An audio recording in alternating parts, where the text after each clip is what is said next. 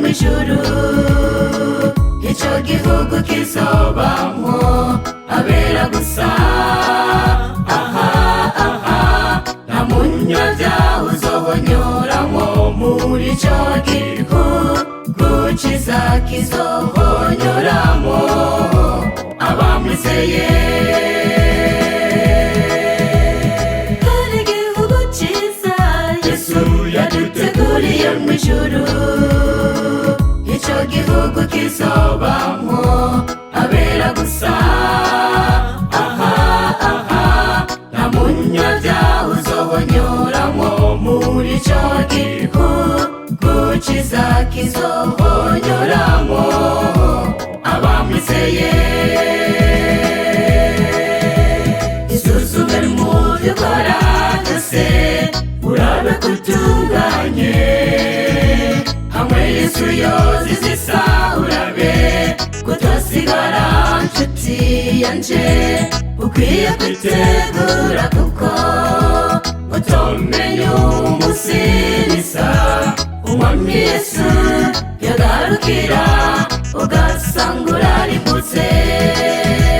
Isuzume mu vyo ukora vyose urabe ko utunganye hamwe Yesu yozizisa urabe ko twasigara nshuti yanje ukwiye kwitegura kuko utomenya umunsi nisa umwami Yesu yagarukira ugasanga urarimbutse.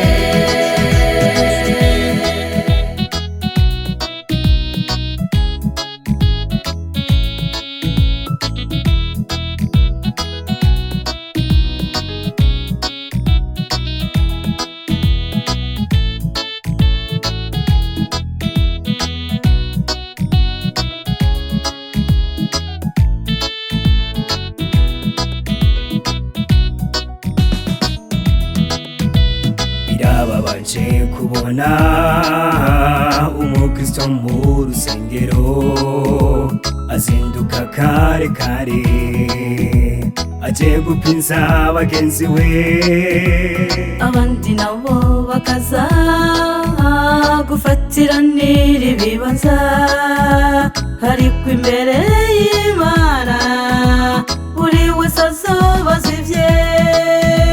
Birababaje kubona umukristo mu rusengero azinduka kare kare aje gupinza bagenzi we, abandi nabo bakaza gufatiranira ibibanza ariko imbere y'Imana buri wese azobaza ivye.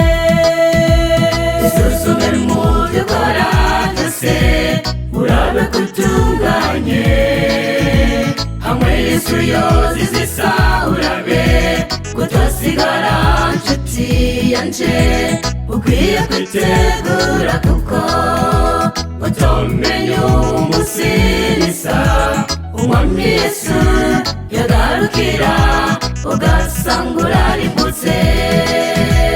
Isuzume mu vyo ukora vyose urabe ko utunganye hamwe Yesu yozizisa urabe ko twasigara nshuti yanje ukwiye kwitegura kuko utomenya umunsi nisa umwami Yesu yagarukira ugasanga urarimbutse.